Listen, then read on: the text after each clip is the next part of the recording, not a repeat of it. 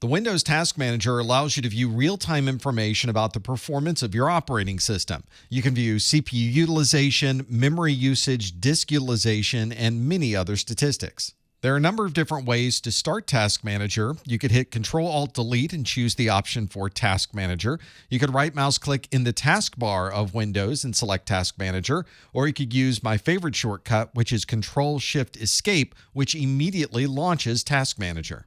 Once Task Manager starts, there are a number of tabs across the top that can provide you access to different types of information.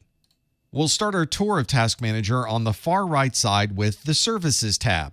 Services in Windows are applications that run in the background that don't have a user interface or a front end that you can modify. There are hundreds of background processes running in Windows, and when you click the Services tab, you'll get a view of exactly what is running on your system.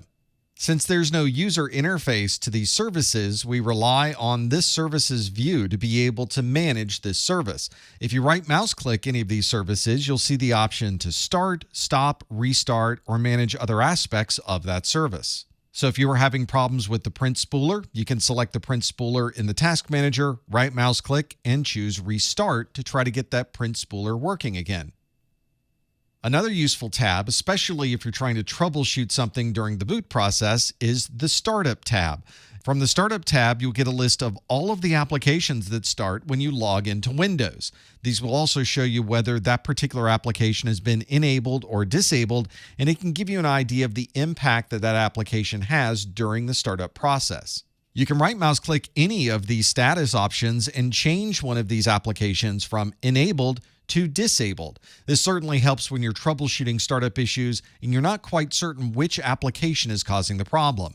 You can disable a large number of applications and slowly add them back into the startup process, all from the Startup tab of the Task Manager. The default view for Task Manager when it starts up is the tab on the left side called Processes. This shows you the applications and background processes that are currently being used on your system, and you can view all of the metrics associated with that particular application. By default, this will show all of the processes specific to your account, but if you have multiple users on this device, you can tell Task Manager to show you all of the processes running for this entire Windows system.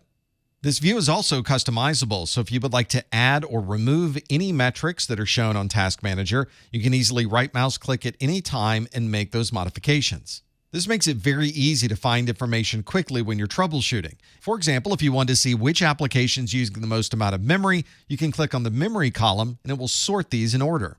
And if you find an application that is using too much memory or CPU and you would like to administratively stop that application, you can use the End Task option at the bottom of the screen. Showing text information is good, but often you need a trend to be able to understand how a system has been performing over time. Under the Performance tab, you can view CPU, memory, storage, and network information over time. This might be able to show you if the CPU has been in heavy use or whether this is something that is occurring over a shorter period of time. This Performance tab on the most recent versions of Windows provides extensive details, and if you're trying to troubleshoot something very quickly, you can visually see how it's performing from that Performance tab. In previous versions of Windows, we had a separate tab just for networking, but in current versions of Task Manager, the networking piece is included in the Performance tab itself.